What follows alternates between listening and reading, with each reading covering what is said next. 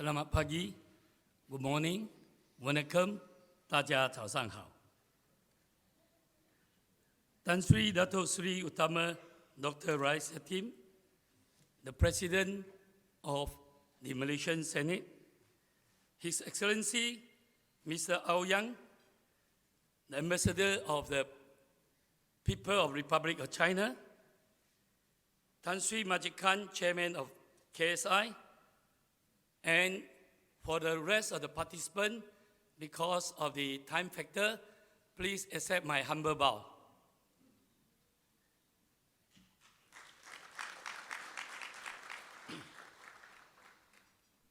Welcome to the 14th Global Chinese Economic and Technology Summit, a summit which transformed from being the World Chinese Economic Forum to World Chinese Economic Summit in 2009. And ultimately, last year we renamed to it Global Chinese Economic Technology Summit. Over the last 14 years, the summit has witnessed the ups and downs of many countries internationally. Of course, they include our beloved country, Malaysia. Till today, we are all still experiencing the suffering of the COVID-19, a public health issue which gives so many challenges to human mankind, to business, to all walk of life.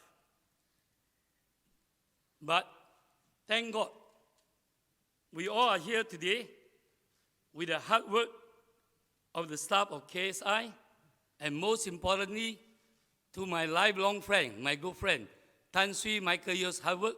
Please give him a big round of applause. We are able to be in Kuala Lumpur, Shangri-La Hotel, to seek knowledge, strategy, and information how to overcome the challenges ahead. 以铜为镜，可以正衣冠；以史为镜，可以知兴衰。I believe I always quote this quotation in almost every summit, which means history is our best teacher. And today, with the internet, every move, every history is properly recorded. So,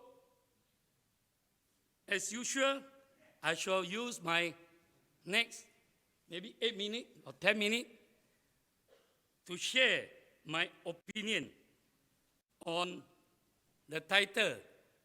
Beside the main title, it's called Best Time to Invest in Malaysia. So, actually, when we start this forum, we have a tagline, East and West learning from each other. But today, I'd like to share with everyone, East and West cooperation become very important to overcome all challenges.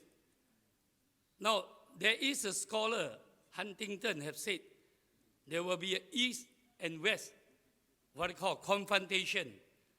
But let us believe, in Malaysia, we believe actually East and West civilization, cultural exchange will bring big benefit to the business, what we call economic cooperation, and we can build a better world. Imagine in Malaysia, you can, from clothing, from food, from a lot of things. Then I believe that there's many things. Now the East wisdom can contribute to the West, and we will continue to apply the West, what we call some of the infrastructure technology etc. So next, I would like to share about, go back to this one. It's my utmost hope, together with all in the East, even in the West, a big group of people believe the Emerald Cheng Ho, the spirit Emerald Cheng Ho, is my utmost hope that one day we will, in this part of the world, to build a statue of peace and friendship to complement the statue of the liberty. And of course, if you want to know detail, there's a gentleman here from China. He is a scholar, Cheng Ho Research Center, Mr. Sun. Maybe you can share during his session. So next, I'd like to share about Malaysia. See, when we come to do business, the cross-country culture become very, very important. Americans want everything in speed, in fast. So the Japanese, they will take their pace. So when I was young, I studied cross-country culture. I share you a small story of what my teacher from American tell me, and it stuck in my mind since I was young. He said, a British go to India, and we see the Indian people, when they want to cough, and they put on the floor. The British will say, wow, so dirty. But come to the British term, he want to cough, he take out a handkerchief, and he put into the handkerchief, and he wrap it, and put inside the pocket. And the Indian said, wow, so dirty, huh? Such a thing he put inside pocket. So cross-country culture become very important in doing business. And I believe Malaysia, we are the melting pot. Not only we are melting pot, we are always very lucky. We actually in the center of this East and West. For example, we talk about Commonwealth. Malaysia have been ruled by British. And in Commonwealth country, there's 2.4 billion population. So doing business, I think the common practice is very important. What is common practice? Number one, language. If you come Malaysia, most of the Malaysians speak multi-language. So if you cannot communicate, you use Malaysia as a platform. Because all Commonwealth country speak English. Second important thing, doing business is the rule of law, the common British law, so it makes it very easy. Third, when we do business, the common practice standard. For example, the American, the China using left and right. Our standard here is right hand right. But you think carefully, many of the standard doing business become very important. So if you come Malaysia, you can actually, as a platform, to jump to all these Commonwealth countries with 2.4 million. Then, of course, One Belt, One Road. Next year will be marked also the 10-year anniversary of One Belt, One Road. I think President Xi Jinping announced this in Po-Ao, whereby I believe me and Tan Sri Michael also in this hotel with Excellency Chen Pei-Yan come to Malaysia to introduce the Belt and Road Initiative. And I believe with the Belt and Road, but most importantly, why we change the name into technology. I believe businesses going forward, if you want to embrace technology, China is very, very advanced in ABCD, AI, blockchain, and what they call intelligent and crypto. All this technology. But of course, we must not forget the West technology also. So this is what I like to share with everyone, cross-country culture strength. Next. So on this meeting, I would like to take this opportunity when we talk about the word Chinese, I like to tell everyone to enlarge everyone's thinking, especially the word Tianghua. In fact, Tianghua is a philosophy. Tianghua is actually Chinese come from Tianghua. And even our ambassador is called 中华人民共和国. So actually the word Tiong means moderation. But in the Islamic, it's called Wasatiyah, center part. The word Hua, with the word, one day I got a chance I will share, I have discovered the DNA of the Hua.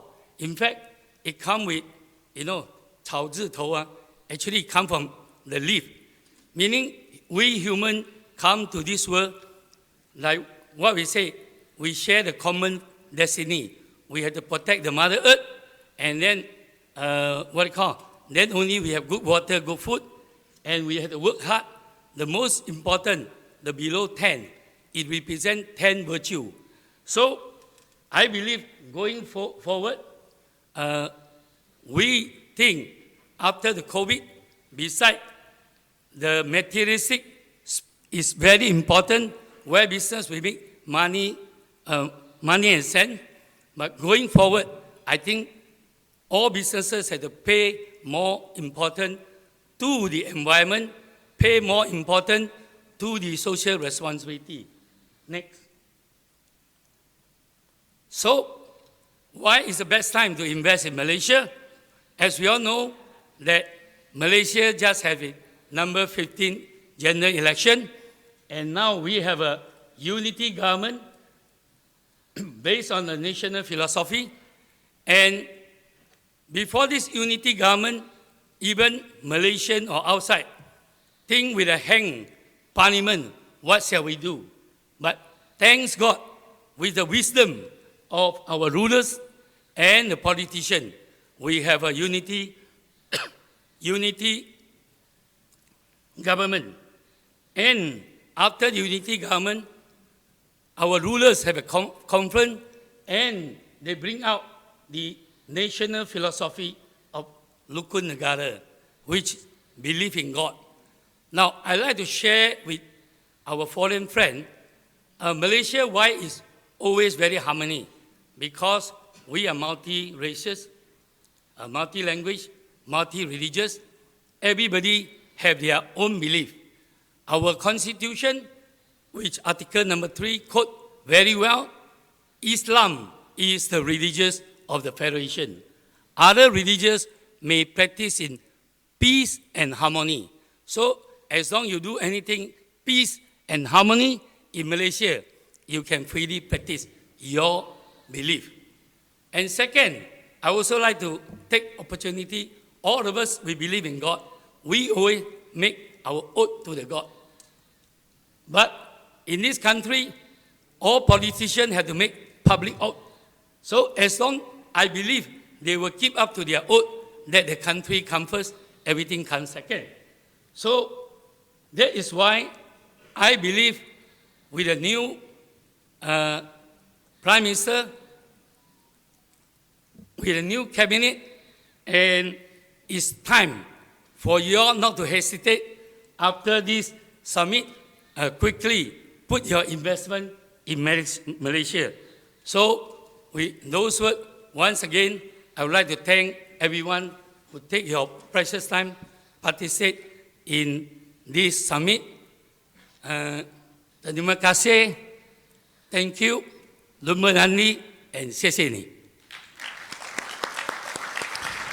Thank you, Tan Sri Lee, for your welcome remarks, giving us some of the background of today's summit and its aspirations, East and West, and yes, it is certainly the best time to invest in Malaysia and in each other.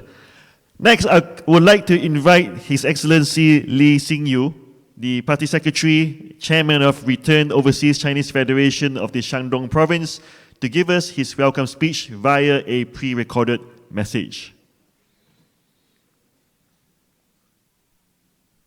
女士们、先生们、各位嘉宾、各位朋友，大家好！有朋自远方来，不亦乐乎？非常高兴与大家在云上相约相聚，共同出席2022年全球华人经济与科技峰会。好客山东，好客山东人，在此请允许我向线上线下出席会议的各位嘉宾、各位朋友表示最真诚的欢迎和最诚挚的问候。向长期以来关心支持山东发展和山东侨联事业的诸位朋友们表示衷心的感谢。山东是太平洋西岸一块传统文化浓郁、时代生命力强劲的古老大地。山东因其位于太行山以东的黄河流域，故名山东。山东是中华文明的重要发祥地之一，儒家思想发源地，历史悠久，文化灿烂，人杰地灵，山川秀丽。而今，在海内外乡亲的共同参与下，齐鲁大地发展日新月异，产业不断转型升级，奋力有力地书写走在前开新局的齐鲁篇章，全省上下焕发出勃勃生机。现代化的山东正伸展着宽广的胸怀，笑迎八方客，广交天下友，与各界朋友携手同心，共创共赢。山东是中国经济大省、经济强省，经济总量全国第3。2021年实现地区生产总值8.3万亿元。山东的工业发达，工业总产值及工业增加值居全国前3位，发展的动力活力更加充沛强劲。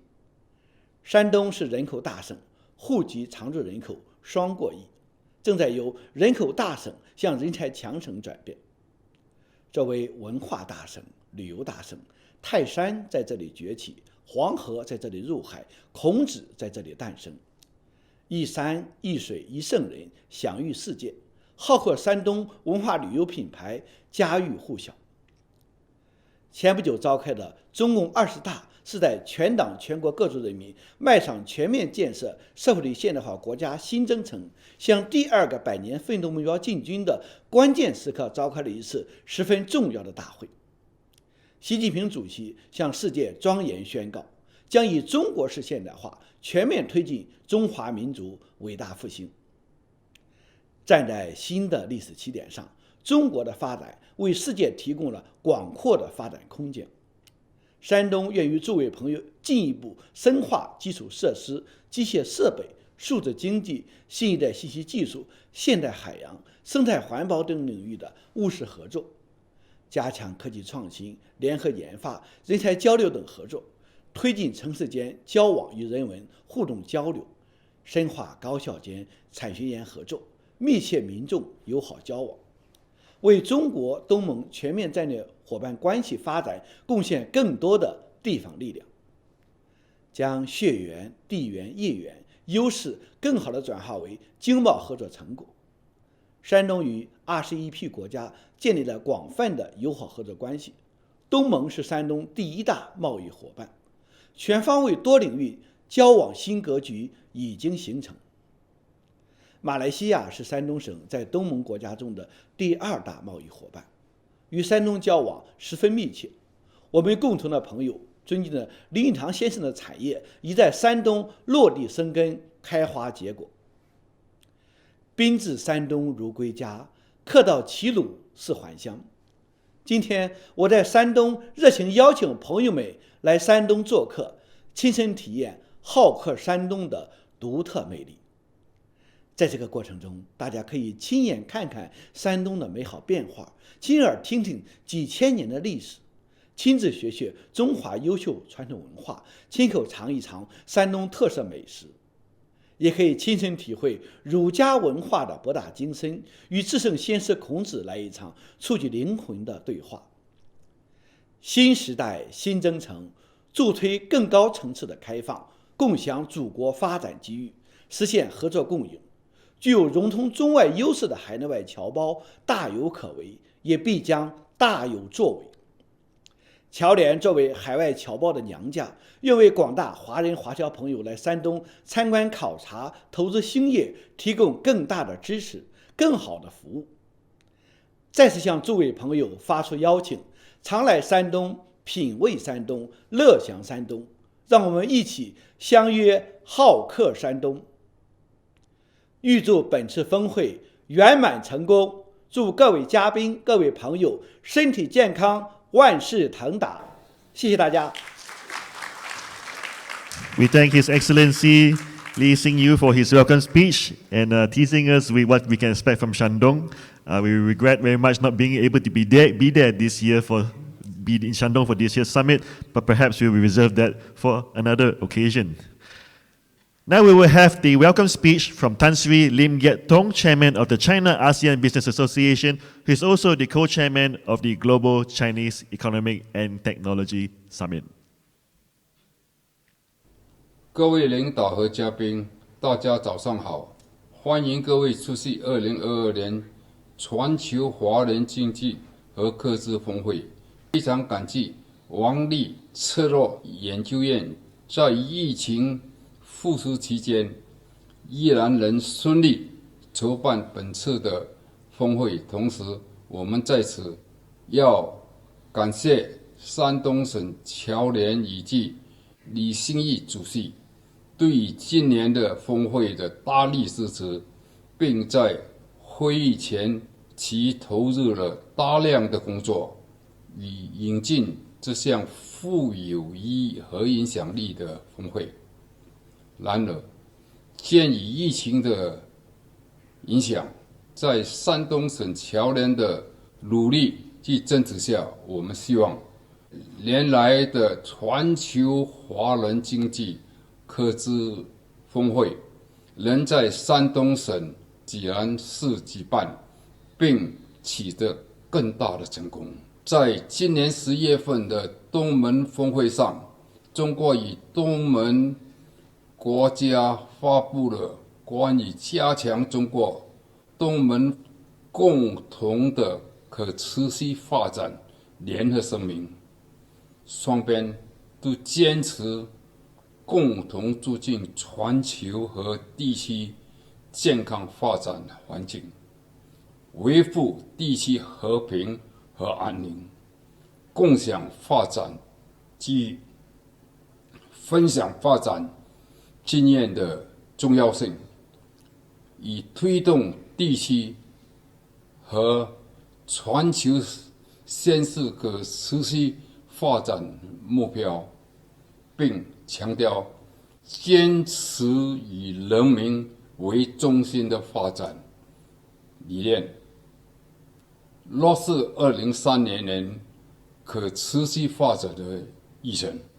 2010年1月，中国东盟自贸易区全面建成，标志着双边经贸合作更加通畅。2013年，中国国家主席习近平提出了“一带一路”倡议，同时也为中国与东盟的双边贸易营业额设下了要达成1万亿美金的目标。事实上，在2012年，中国与东盟的双边贸易营业额刚刚突破4000亿美元，而双边贸易的着重点仍主要集中在中国南方沿海省份，因此要突破1万亿美元的目标，双边经贸必须寻求新的商机以及可持续发展的方向。因此，为了深化中国与东盟的民间企业合作交流，我在2010年与山东省政府签署了合作协议，在山东省德州市齐河县打造10平方公里的东盟国际生态城，让东盟企业加深了了解中国长江以北地区的市场，以及作为东盟企业进军中国北方经贸市场的交易平台。同时，山东省也是儒家圣人孔子的家乡，是中国文化的发源地，也是黄河流域的重要汇集地。绝对是一个东盟划上前来探讨与学习的地方。东盟国际生态城的建设，积极配合中国与东盟在可持续发展的政策，强化双边企业在相关方面的合作交流。值得注意的是，经过数年的推动，东盟在中国北方地区，尤其山东省的进出口贸易已经明显提升为相关地区的最大贸易伙伴之一。从经贸数据而言，2021年中国东盟双边贸易额达8782亿美元，东盟已经连续2年成为中国第一大贸易伙伴。在这今年首10个月，中国在东盟的贸易额已经达到7984亿美元，稳定地向1万亿美元的目标前进。同时，自 RCEP 以2022年正式生效，中国已包括东盟、日本、韩国、澳洲、纽西兰等 RCEP 成员国的贸易额出现了创造价值性。在今年首10个月，中国与 RCEP 成员国的贸易额高达1.6万亿美元。我们希望未来10年内，在中国与东盟的关系持续升温下，双边贸易额能再次取得翻倍的增长，与中国与 RCEP 成员国的贸易额可以提升到3万亿美元，成为推动区域经济的核心。我们认同习近平主席在 APEC 领导人会议上演说所提出的亚太是全球经济增长动力之源，区域应该积极推动贸易和投资自由化，构建更加紧密的区域供应链。作为海外华人华侨，我们期待中国在20大后的稳定发展，可以推动全球经济的复苏。同时，中国与东盟国家资源及产业优势互补，发展经验可相互借鉴，双方在可持续发展领域下将有成立巨大的合作机会。最后，我希望今年的峰会大家都能集思广益，为全球后遗症的时代的复苏以及可继续发展提供重要的发展方向与策略。谢谢大家。A big thanks to Tan Sri Lim Gait Tong for his welcome speech, highlighting the strengths of our trade relationship with China in this part of the world through the various trade agreements such as RCEP. Distinguished guests, ladies and gentlemen, next we are most honored to receive a special address from none other than His Excellency Ouyang Yujing, Ambassador Extraordinary and Plenipotentiary of the People's Republic of China to Malaysia.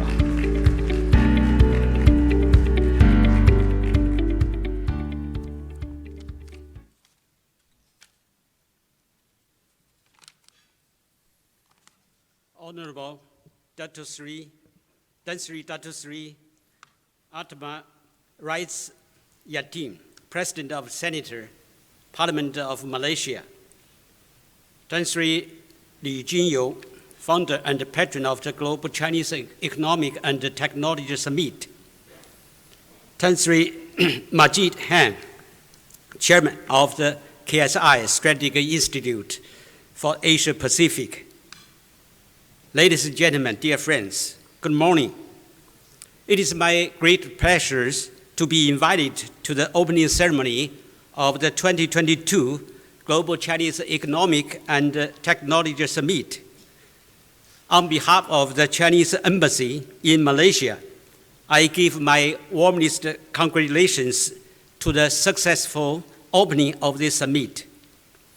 My sincere thanks go to all the good friends who has been generously contributing to the promotion of China-Malaysia economic and technological cooperation. We meet at a time of momentous change unseen in a century, changes that are consequential to the world, to our times, and to the history. The COVID-19 pandemic still drags on with cases surge here and there. The world economy is getting more fragile. The geopolitical environment remains tense. Global governance is seriously inadequate. The crisis in Ukraine has spread over effects. Food, energy, climate change crises are compounded with one another. Many countries are encountering considerable difficulties in economic and social development. Various effects of the uncertainty and instability are growing. Human development is facing extremely severe challenges. Meanwhile, we have witnessed that the 21st century is an Asia-Pacific country. Our region, which accounts for 1/3 of the world population, over 60% of the global economy, and close to half of the global trade, is the most dynamic growth belt in the world. China and ASEAN are both important economies in the Asia-Pacific region. Trade between China and ASEAN has grown against the odds of the COVID-19 in the past 3 years. We have become each other's largest trading partner. Two-way trade has been hitting new highs and reached $798.4 billion in the first 10 months of the 2022. Witness a 13.8% year-over-year increase. Once again, China-Malaysia relations are at the forefront of the China-ASEAN relations. Holstering high the sail of the standing together and keeping a steady hand on the tiller of the solidarity and the cooperation. China and Malaysia has made numerous remarkable achievements in the various fields. China and Malaysia has enjoyed close and frequent high-level exchange. Former Malaysia Prime Minister Datuk Sri Ismail Sabri attended the high-level dialogue on the global development hosted by the Chinese President Xi Jinping. Chinese State Councilor and Foreign Minister Wang Yi paid a successful official visit to Malaysia. Soon after, Datuk Sri Anwar bin Ibrahim was sworn as Malaysia's 10th Prime Minister. Chinese Premier Li Keqiang immediately sent his congratulations. This is a message which clearly shows the weight and the importance of the China-Malaysia relations to China's top leaders' agenda. It is convinced that under the guidance of the leaders of the both countries, China and Malaysia, enjoying the comprehensive strategic partnership, will continue to advance steadily towards the building the China-Malaysia community with a shared future. Together, we will bring the more benefits to people of the both countries. China and Malaysia has harvested an increase of the trade and the investment against the odds. According to the statistics by the Chinese authorities, from the January to October this year, bilateral trade volume between China and Malaysia has reached $165.5 billion, witness a 20.1% year-over-year increase. China is expected to be Malaysia's largest trading partner for 14 consecutive years by the end of this year. According to statistics made by the Malaysia authorities, the first half of this year has seen an investment of $11 billion of the Chinese-funded enterprises in Malaysia, accounting for 55.6% of the Malaysia's total foreign direct investment. China has become Malaysia's top trading partner. China and Malaysia has expanded cooperation in various fields. We have jointly advanced the high-quality development of Belt and Road programs and projects, continued to promote a flagship project such as the Two Countries, Twin Parks, and the East Coast Rail Link, ECRL. We have deepened cooperation in the traditional fields such as electrical and electronics, automobile manufacturing, railways and ports, etc. At the same time, we have worked closely to unleash the great potentials of emerging industry such as the e-commerce, digital economy, and the green economy, etc. Cooperation between China and Malaysia has been enriched with more comprehensiveness and depth. Ladies and gentlemen, dear friends, standing at the crossroad of the times facing the dramatic change unseen in a century, China and Malaysia should further strengthen strategic communication, deepen the pragmatic cooperation, and steadily advance the regional economic integration. As a successful model of the bilateral relations in the region, China and Malaysia will continue to bring more benefits to the peoples of both countries and inject the more positive energy to the development of the region and the world. China and Malaysia will further strengthen the foundation of the mutual trust and continue to be the good brothers.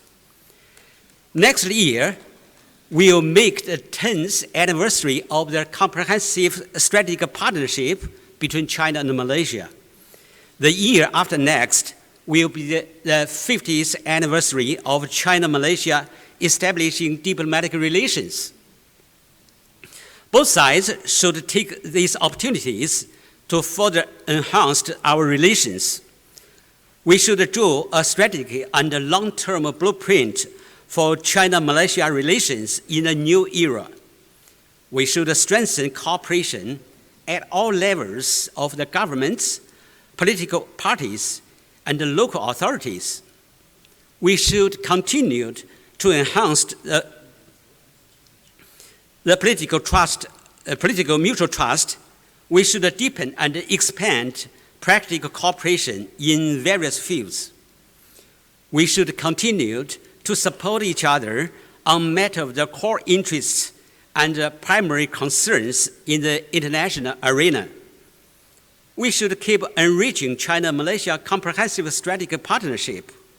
In all, we should do our best to promote China-Malaysia relations to a new height.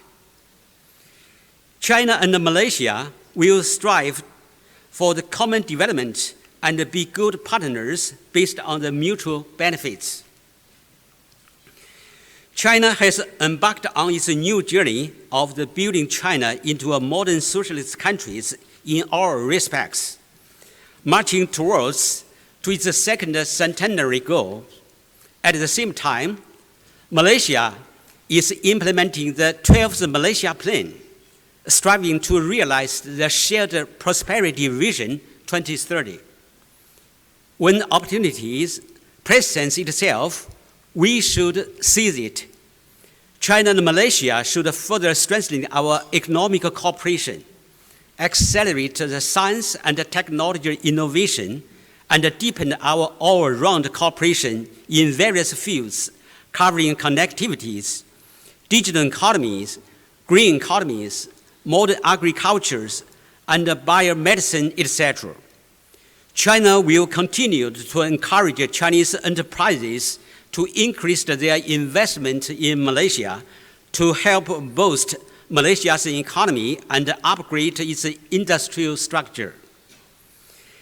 China and Malaysia should work together to promote regional prosperity and set a good example of the regional cooperation.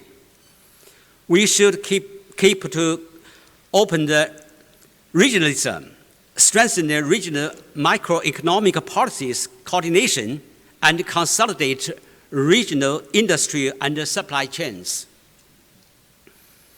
We should advance the trade and investment liberalization and facilitation, and steadily advance the Asia-Pacific economic integration. China will jointly work with Malaysia and other interested parties to implement the Regional Comprehensive Economic Partnership, RCEP, focusing on the high-quality development. China will work continuously towards joining the Comprehensive and Progressive Agreement for Trans-Pacific Partnership, CPTPP, and the Digital Economy Partnership Agreement. China will continue more to build an open Asia-Pacific economy. Ladies and gentlemen, dear friends, this year, under the strong leadership of the Central Committee of the Communist Party of China with Comrade Xi Jinping at its core, China effectively coordinated the efforts of the COVID-19 prevention and control and economic and social development, and accelerated the implementation of the policies package for the stabilizing the economy. As a result, China's national economy sustained recovery. The population and the demands continue to improve. Employment and the prices are gradually stable, and the people's livelihood are strongly and effectively safeguarded. The national economy was generally performing within an appreciated range. The momentum of the China's sustained economic recovery remained unchanged. The fact that the Chinese economy is strong in resilience, ample in potential, and enormous in space remained unchanged. The fundamental factors ensuring China's second economic growth in the long term remained unchanged. The 20th National Congress of the Communist Party of China concluded with a great success. This Congress has pointed out China's future development direction and path. China will unswervingly continue to expand and deepen opening up and reform, advance the great course of the national rejuvenation by pursuing the Chinese-style modernizations. Soon after the conclusion of the 20th Party's Congress, China immediately put forward 15 policy measures to increase the foreign capital inflows, stabilize the scale of the foreign investment, and improve the quality of the foreign investment utilization. China has issued the 2022 version of the catalogs of the encouraging industry for the foreign investment. China continues with the enhanced opening up and reform, progressing steadily on its ways to modernizations, will surely bring more opportunities to Malaysia and other countries in the region. It will surely inject a strong momentum to the global economy to help boost its recovery.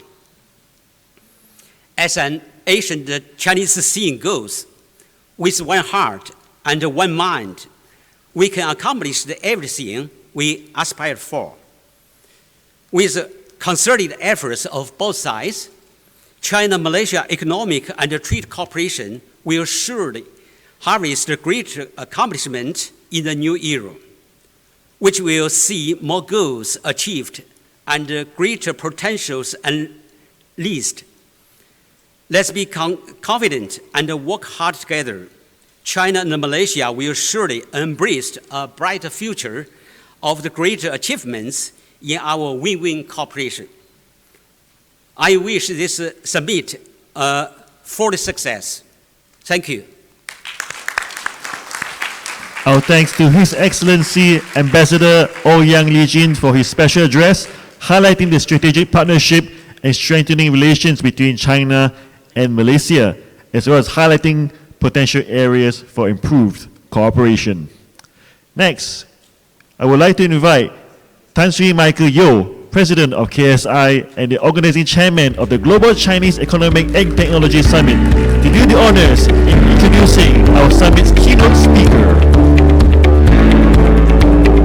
Yang Berhormat Tan Sri Dr. Sri Utama Dr. Rais Yatim, President of the Senate Parliament of Malaysia, His Excellency Ambassador Ouyang Yujing, Tan Sri Lee Kim Yew, Tan Sri Majikan, Excellencies, distinguished ladies and gentlemen.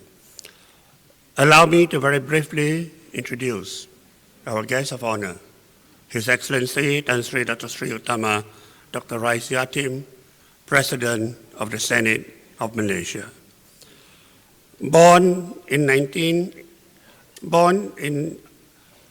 Tan Sri Dr. Rais Yatim graduated in law and obtained his PhD from London and had a very impressive career both in government and in politics. Tan Sri Dr. Rais Yatim has served with distinction as our Minister for Foreign Affairs. He has been in government since 1974 and has served all the Prime Ministers of Malaysia over his 5 decades of involvement in politics and his contributions to the country. Efforts that he has made in educating and planting the seeds of love for the country and character building towards the practice of high culture through buddhi or virtue are great, with his focus of turning Malaysia into a better place where Malaysians will have good moral or virtuous qualities and live a life with high standards. Tan Sri Rais is also a well-known writer. He has been a writer since 1963. His writing covered topics related to custom and culture, particularly about Malay culture and civilization, law, natural administration, and government. At present, Tan Sri Rais is working on 2 important books that he is now writing on Dewan Negara and Melayu, as well as Budi Asas Tamadun. So we have in our guest of honor as our keynote speaker, not only a distinguished government and political leader, but a cultural and literary leader as well. I present His Excellency Tan Sri Dr. Rais Yatim.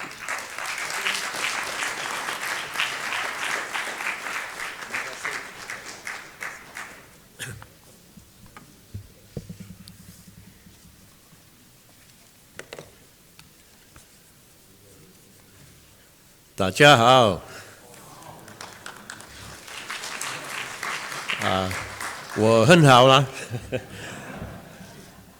Selamat pagi, Chosan, dan rakan-rakan yang hadir. Saya mulakan dengan ucapan selamat semua bagi yang hadir di sini. Oleh kerana pada pagi ini kita adalah berhadapan dengan satu majlis yang sangat penting, yakni majlis berhubung dengan Global Chinese Economic and Technology Summit. Dan ini merupakan salah satu daripada perjuangan yang diceburi oleh negara China dengan Malaysia. Yang berbahagia, sahabat saya Tan Sri Lee Kim Yeoh yang duduk di sana dengan pakai topi, yang orang bercakap ini pakai songkok.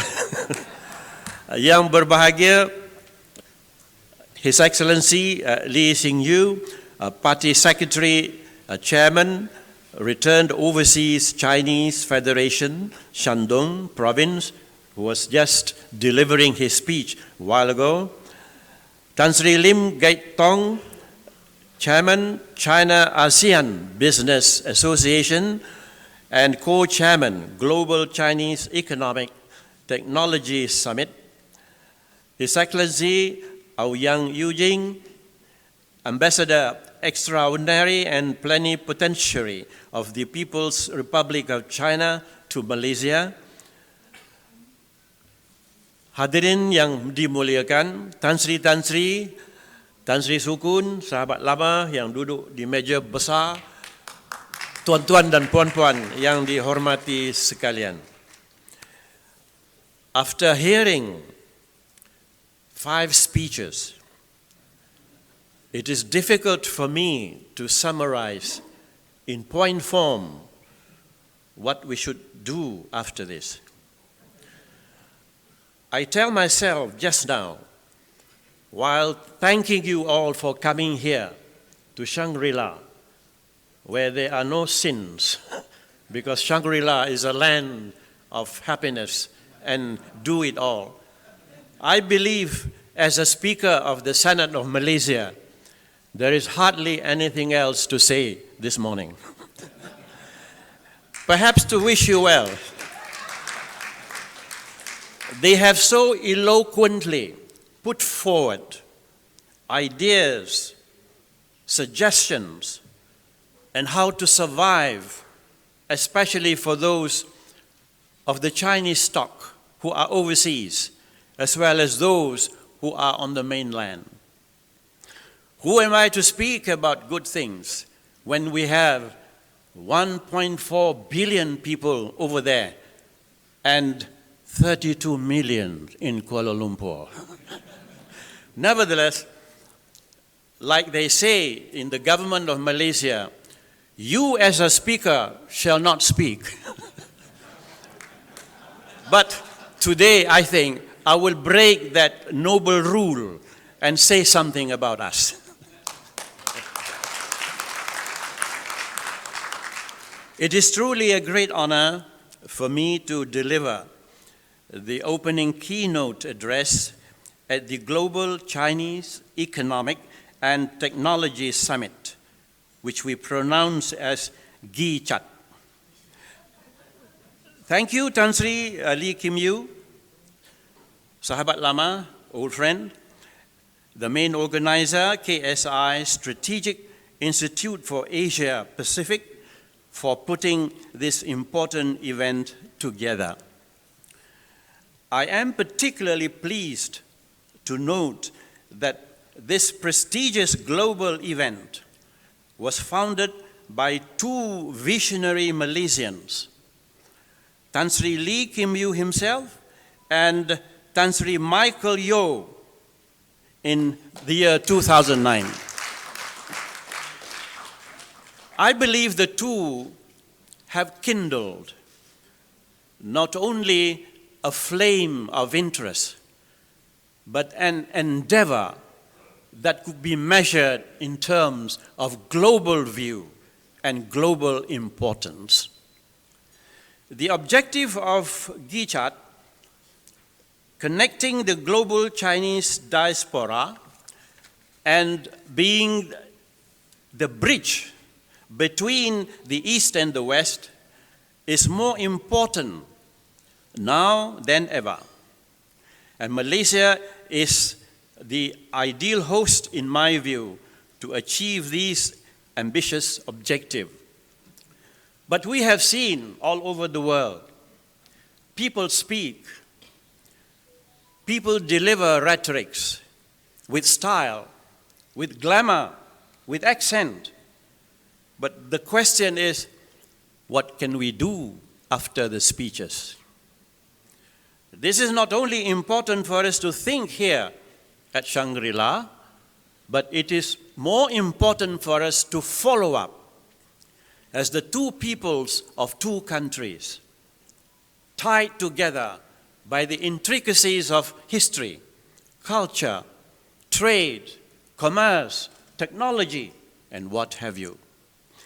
In other words, what the two gentlemen are delivering for us today will make us ask the question and answer the deal. Who will lead us in the next step of the next century? Are the Americans alone with its allies? Or do we have a counterpart in the East? There has to be one East only. There has to be one West only. But we in Malaysia, like Kipling said, where do we go after the moon sets?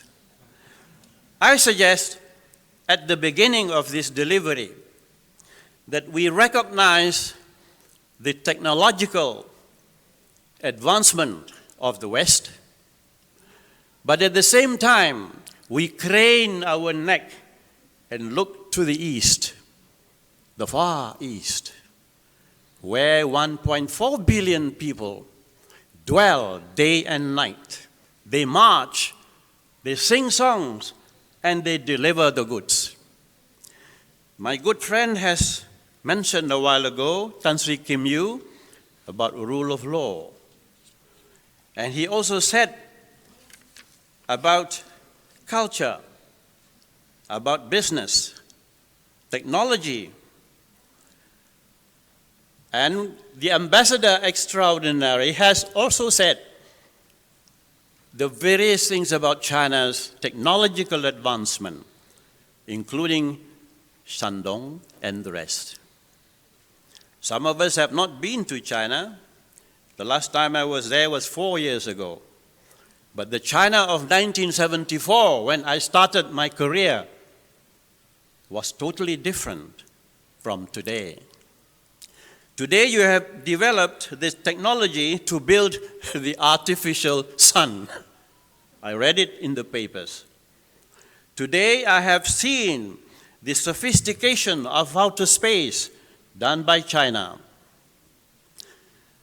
Today I have also seen that culture is something that great civilization has not forgotten. Therefore today, to summarize, it only needs us to march forward together and see the horizons. Although the sun never sets during the empire of the British, they say, now it has set in the East.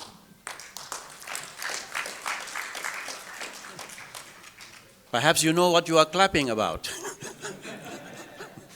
What I mean is, and I'm sure you know, the future lies with China. Having said that, let me delve a little bit into an area which I'm sure you and I can share together from the face of history. Oftentimes, historians reiterate how China and the Malay world had been interlinked via trade and culture in the past. We remember how in the year 671 AD, Yujing came to Palembang in Sumatra, where at that period in history was the center of the Malay world civilization of Srivijaya. His quest was to study local language and culture. His love of the region drew him to the Ouyang Valley in Kedah and made extensive observations on the old Kedah Malays before proceeding to Nalanda in India. As for Laksamana Cheng Ho, that's the one we are noting now. He was popularly known in the Malay world as Laksamana. He established Chinese trade and culture with the Malacca Sultanate. In a way, today we are again face to face with history, culture and trade, evolving our two countries. In one sense, this déjà vu scenario is here and today being encompassed by our deliberations in this August summit.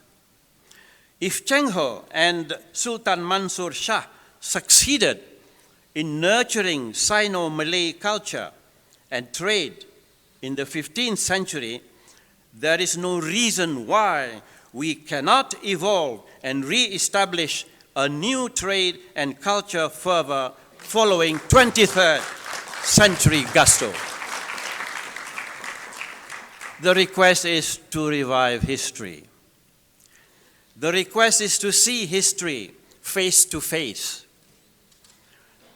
When Cheng He came in the 15th century, he brought along silk, silver.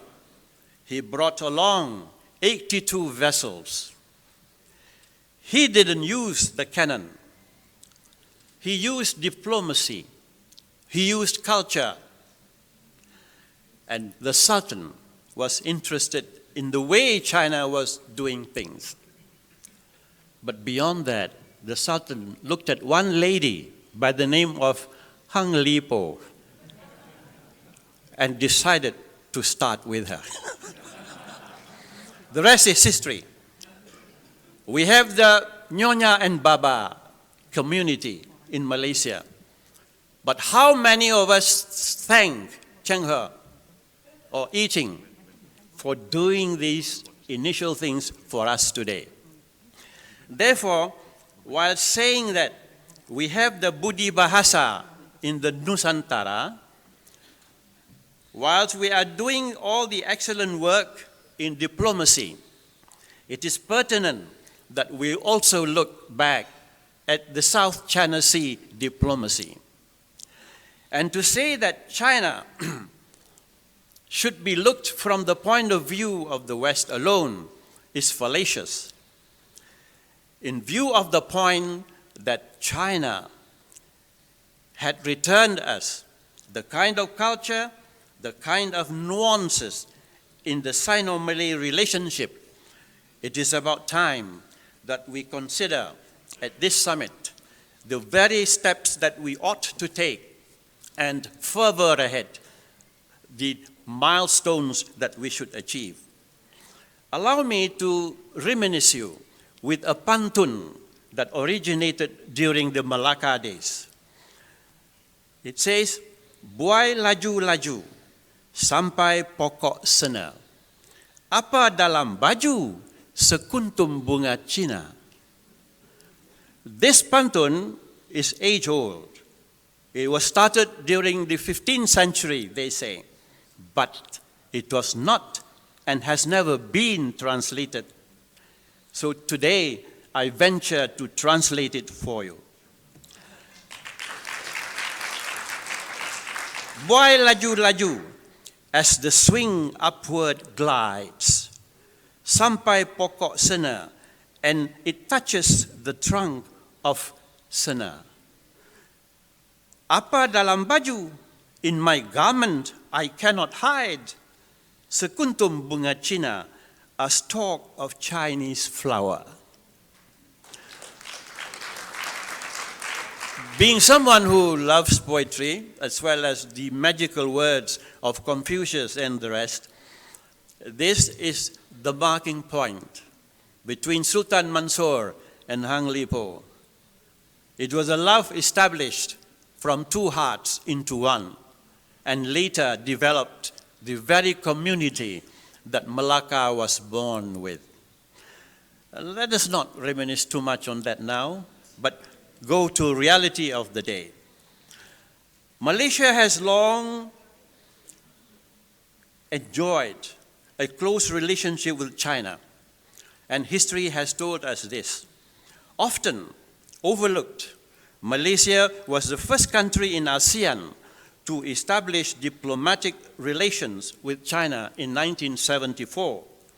We have been working closely together for the past 48 years in the trade, culture, education, security, and people-to-people relations. China has been Malaysia's largest trading partner for 13 consecutive years. I'm reiterating the ambassador's finding here again. Malaysia is China's 9th largest trading partner. Our bilateral trade was at a record high of 176 billion US dollars last year, which easily made up close to 20% of our total trade volume. As of August, our trade this year has reached 31.2 billion US dollars, which represents an increase of 21% year-on, year-out basis. The only lamentation that I wish to express is, will there be a time when the word US dollars to be translated into other denomination?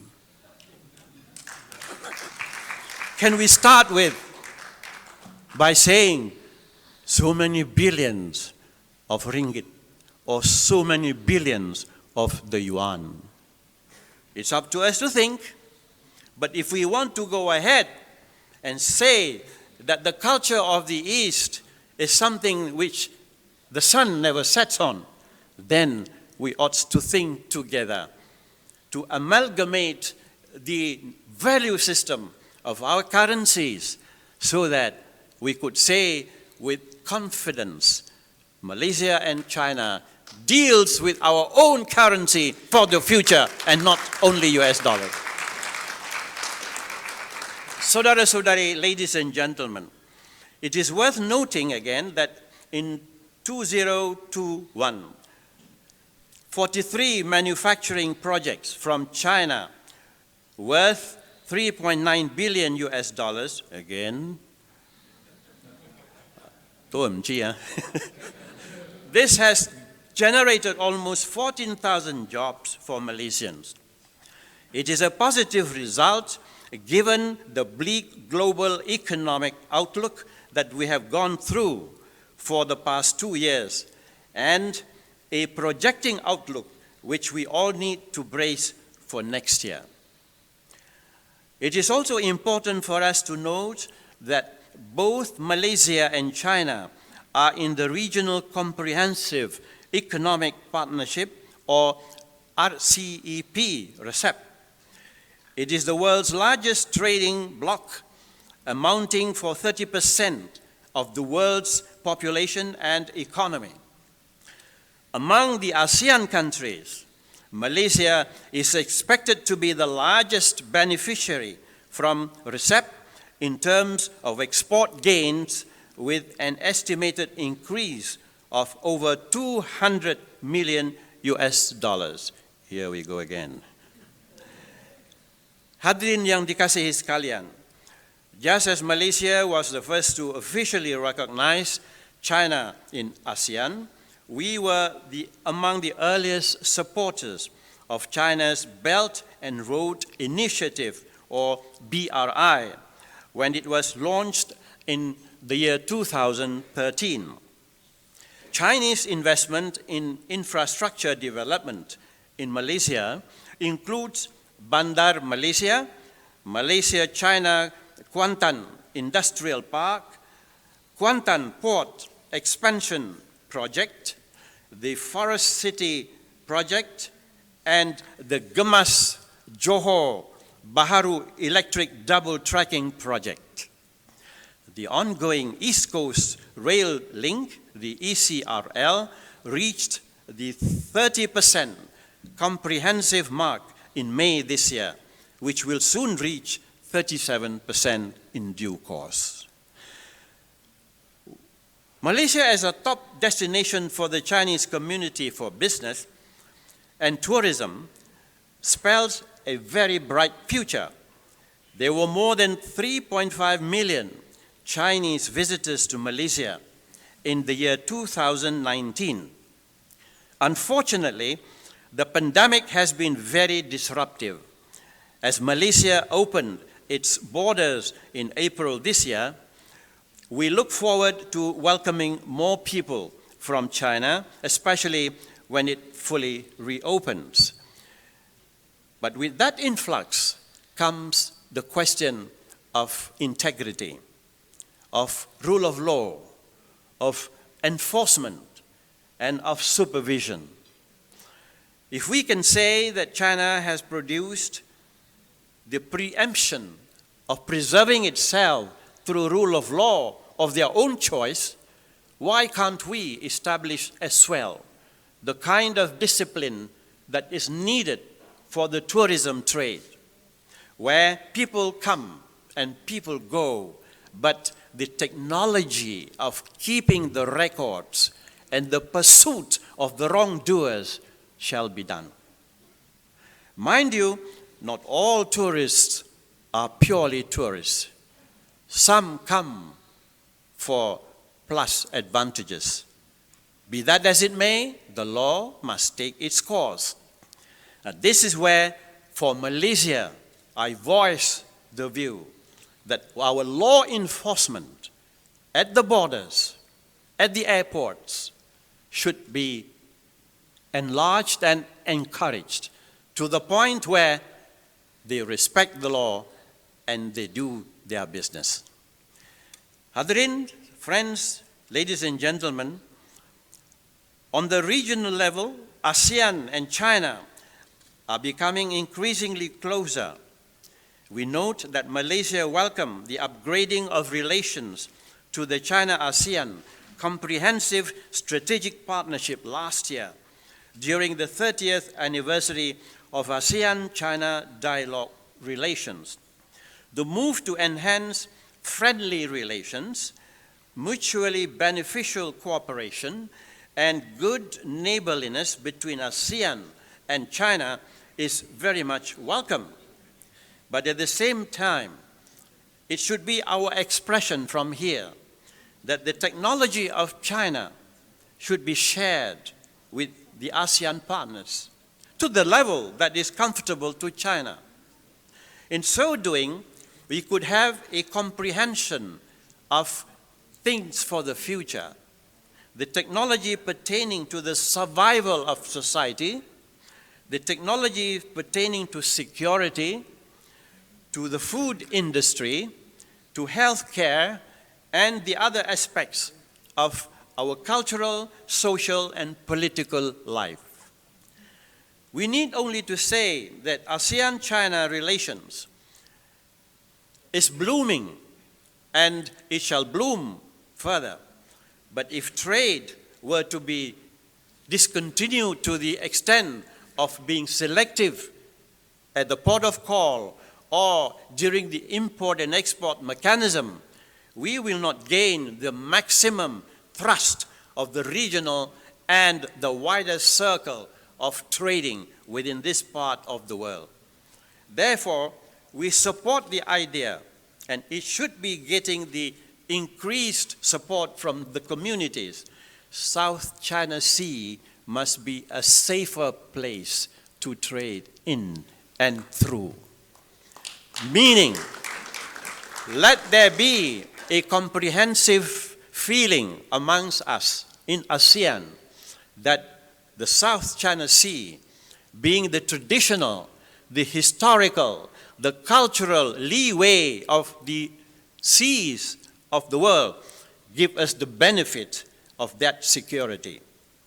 We have on record the concern expressed by the Philippines the concerns expressed by Indonesia, and no less by Malaysia, Vietnam, Cambodia, and the rest. Let us collate these views and merge ahead to create the kind of South China Sea that we want. We know that in Bahasa Melayu, South China Sea is Laut Cina Selatan. The Indonesians call it Laut Cina Selatan. The Sabah people, and as well as the Filipinos, also call it South China Sea. But the cultural part of it, the economic significance of it, and the naval as well as the vessel rights part of it must be taken care of.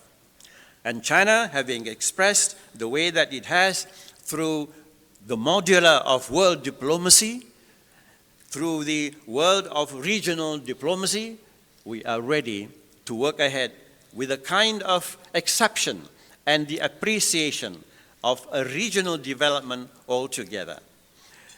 We need not say further by saying the digital Silk Road, what it will give us. We need not say what the cultural part of our relationship be, but we must do the things that these things are asserting from time to time. A little bit on the culture part. We are very interested to see that the industry of our cinemas develop for this part of the world.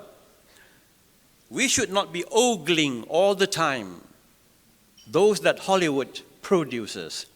Whilst their technology is advanced, their storyline very imperative, we have a lot in the East, and China should help us with the development of cinematic technology to spear ahead for the kind of volumes of trade and commerce that can be created through the visual and digital world. This is an expression perhaps too early to say, but I believe if Bollywood could go up so high, I think there's nothing left that we cannot do with China and the rest of us in this august room. Saudara-saudari, as history has matched our two countries, let us now rematch the same thing with commerce and goodwill, with technology and diplomacy, and with a cap of ASEAN and Asian love of each other. That only leaves me to say the following phrase. If it is not too apt, you pardon me. 我希望这个大会取得成功。And 谢谢你们. Terima kasih dan selamat kita berjuang bersama.